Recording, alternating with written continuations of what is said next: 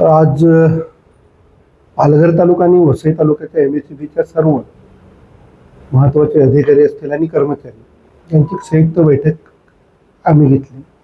ही बैठक पावसाला पूर्वी तयारी करण्याच्या दृष्टिकोनातून महत्त्वाचे काही बदल होते. काही ठिकाणी खांब जीर्ण झालेले आहे विद्युत पुरवठ्याचे, तर काही ठिकाणी पाऊस जोराचा आल्यानंतर 3-3, 4-4 दिवस विद्युत पुरवठा खंडित होतो.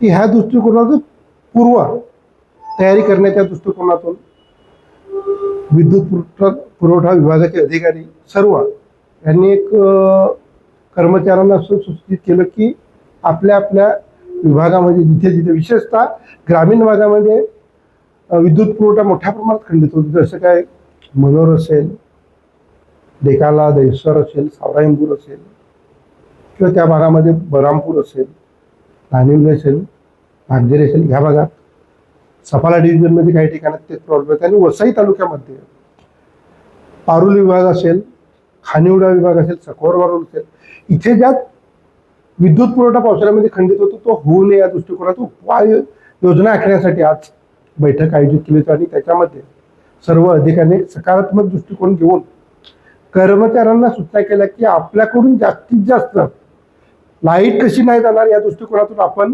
आत्तापासूनच कर्मचाऱ्यांना सूचना दिलेल्या आहेत का तुम्ही तशा पद्धतीने उपाययोजना आखा आणि पावसाळ्यामध्ये कमीत कमी जनतेला अडचणी निर्माण होतील अशा पद्धतीचे नियोजन करा.